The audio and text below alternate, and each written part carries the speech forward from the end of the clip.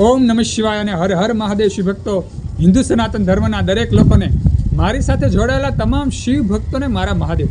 શિવ ભક્તો, આજના વિડીયોનું ટાઇટલ ખૂબ જ સરસ છે. આજની વાત ખૂબ સરસ છે, ભસ્માસુરનો નાશ. શિવ ભક્તો, ભસ્માસુર દૈત્યનું નામ તો તમે સાંભળ્યું જ હશે. ભગવાન મહાદેવનો નાશ કરવા માટે તે પાછળ દોડે છે. શિવ ભક્તો, તેની વાત પછી પહેલાં એક સામાન્ય ઉદાહરણ આપો. શિવ ભક્તો, મા બાપ બાળકોને મોટા કરે છે, પણ બાળકો, અત્યારના કળિયુગના બાળકો મા બાપને નાના સમજવા મળે છે.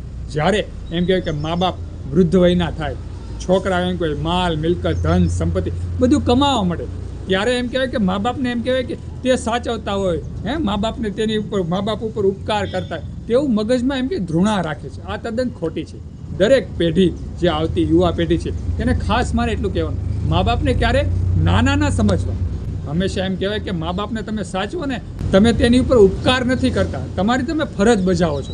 એટલે ક્યારે મા બાપને તમે સાચવતા હોય, મા બાપને એમ કે ઘરમાં વ્યવસ્થિત રીતે રાખતા હોય, તો ક્યારે એવું ન સમજવું કે હું આ કરું છું, હું મોટો છું, હું કાંઈક છું, તેવું મગજમાં ક્યારે રાખવું નહીં. અને શિવ ભક્તો, બીજી વાત કે જ્યારે ભગવાન મહાદેવ આદિ અનાદિ પરમ શક્તિના આપણી પર આશીર્વાદ વરસે, ભગવાન મહાદેવના આપણી પર આશીર્વાદ હોય અને આપણે બધી રીતે સુખી હોય, શરીરથી ધન સંપત્તિ માલ મિલકતી બધી રીતે વૈભવ વિલાસ, આપણા ઘરમાં એક પણ વાતની કમી નહીં હોય, ત્યારે આપણે એમ કહેવાય કે ક્યારે અભિમાન ન કરવું.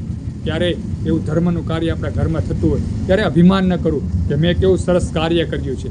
ભક્તો, આપણે કાંઈ નથી કરતા, જે કરે છે તે ઈશ્વર કરે છે. આપણે તો ફક્ત બાનારૂપી છીએ. એટલે ક્યારેય પણ અભિમાન ન કરવું. આપણા ઘરમાં સુખ સંપત્તિ ધન વૈભવ માલ મિલકત બધી રીતે આપણે સુખી હોય ને ત્યારે ક્યારે અભિમાન ન કરવું. વાત કરીએ આપણે ભસ્માસુરની. શિવ ભક્તો, ભસ્માસુર નામનો એક દૈત્ય હોય છે. તે નિત્ય ભગવાન મહાદેવની આરાધના કરે છે, તપસ્યા કરે છે, અઘોર તપસ્યા. એક દિવસ બે દિવસની તપસ્યા નહીં, વર્ષોથી યુગોથી એમ કહેવાય કે ભસ્માસુર તપસ્યા કરે છે અને ભગવાન મહાદેવ તેને પ્રસન્ન થાય છે. ભગવાન મહાદેવ પ્રસન્ન થાય અને ભસ્માસુરને કહે છે કે માંગ, તારે શું જોઈતું છે, હું તારી ઉપર પ્રસન્ન છું. આવું ભગવાન મહાદેવ ભસ્માસુરને કહે છે. શિવ ભક્તો, ભસ્માસુર માગે છે કે મને અમરત્વ આપો, મને અમર બનાવો. પણ શિવ ભક્તો, ભગવાન મહાદેવ તેને સમજાવે છે કે આ ધરા ઉપર, આ બ્રહ્માંડમાં, આ સૃષ્ટિમાં અમર ફક્ત હું એક જ છું, બધું નાશવંત છે, એટલે હું તને અમરત્વ તો ન આપી શકું, તું બીજું કંઈક વરદાન માંગ. ત્યારે ભસ્માસુર ખૂબ વિચાર કરે છે અને એવું માગે છે કે હું મારો હાથ, મારી આંગળી જેની ઉપર મૂકું તેનો ભસ્મ થઈ જાય. શિવ ભક્તો, ભગવાન મહાદેવ તો ભોળા છે, તેના ભક્તો ઉપર તો તરત પ્રસન્ન થનારા છે. ભગવાન મહાદેવ તરત આશીર્વાદ આપે છે કે જા, હું તને આશીર્વાદ આપું છું, તો તું જેની માથે હાથ મૂકી તે ભસ્મ થઈ જશે. શિવ ભક્તો, ભસ્માસુર ખૂબ રાજી થાય છે અને મનમાં ને મનમાં અભિમાન આવે છે કે હું પહેલાં ભગવાન મહાદેવને જેમ કહેવાય કે આ મહાદેવના શિવને હું ભસ્મ કરી દઉં તો હું સૌથી મોટો બની જઈશ, મને કોઈ નાશ નહીં કરી શકે, કારણ કે મહાદેવ આદિ અનાદિ અનંત છે, સૌથી મોટા છે. તેનો નાશ કરવા માટે ભસ્માસુર શિવજીની પાછળ દોડે છે.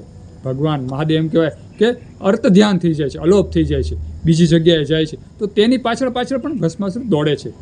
ઈશ્વર જ્યારે આપણને આશીર્વાદ આપે છે ને, ત્યારે તેને એમ કહેવાય આશીર્વાદ ખેંચવાની પણ તાકાત હોય છે. ભગવાન મહાદેવ અને ભગવાન વિષ્ણુ બંને એક લીલા રચે છે.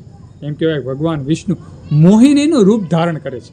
સુંદર એવી સ્ત્રી, એમ કહેવાય કે સુંદર સજેલી સ્ત્રી અને નૃત્ય કરતી હોય, ભસ્માસુર તેને જોવે છે. મહાદેવને ગોતતો ભટકતો હોય છે, ત્યારે મોહિનીને જોવે છે. મોહિની જ્યાં નૃત્ય કરતી હોય ત્યાં ભસ્માસુર આવીને અહીંયા ઊભો રહે છે. ત્યારે મોહિની કહે છે કે તમે તો ખૂબ પરાક્રમી છો, તમે તો ખૂબ બળવાન છો, હું તમારા જેવા પુરુષ સાથે વિવાહ કરવા માગું છું.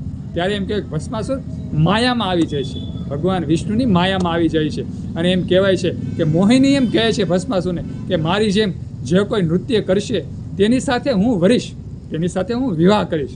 અહીં ભસ્માસુર એમ કહેવાય કે ઝાડમાં આવી જાય છે અને એમ કહેવાય કે મોહિનીની સાથે નૃત્ય કરવા માંડે છે.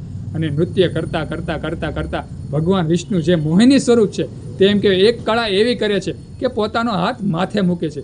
તેવી જ રીતે ભસ્માસુર પણ તેવું જ કરે છે અને તેનો હાથ માથા પર મૂકે છે અને તરત જ ભસ્માસુર હોય છે તે ભસ્મ થઈ જાય છે. શિવ ભક્તો, આવી સુંદર ઘટના બને છે અને ભસ્માસુરનો નાશ થઈ જાય છે. સુંદર એક આ નાની એવી વાત હતી, તેમાંથી એક શીખ લેવા જેવી, આ પ્રસંગમાંથી એક શીખ લેવા જેવી કે ભગવાન મહાદેવ, ભગવાન શિવ, ઈશ્વર આદિ અનાદિ આપણને આશીર્વાદ આપે ને, ત્યારે ક્યારે અભિમાન ન કરું, ત્યારે એવું મનમાં ન વિચારો કે હું સૌથી મોટો છું, હું સર્વશક્તિમાન છું. આવું ક્યારેય મગજમાં વિચારમાં પણ લાવવું નહીં. હંમેશા ભગવાનનો આભાર માનો કે ભગવાન તમે જે દીધું છે તે સર્વશ્રેષ્ઠ છે. હું તમારો ઋણી છું, હું તમારો આભારી છું. તો ભગવાનના આશીર્વાદ નિરંતર આપણી પર વરસતા રહે છે. સુંદર એક આ નાનો એવો વિડીયો તમને ગમ્યો હોય, ભસ્માસુરનો વિડીયો જો તમને ગમ્યો હોય તો વિડીયોમાં લાઈક આપજો, કમેન્ટમાં હર હર મહાદેવ ઓમ નમઃ શિવાય લખજો, અને આ વિડીયો બીજા હિન્દુ સનાતન ધર્મના લોકોને શેર કરી દેજો.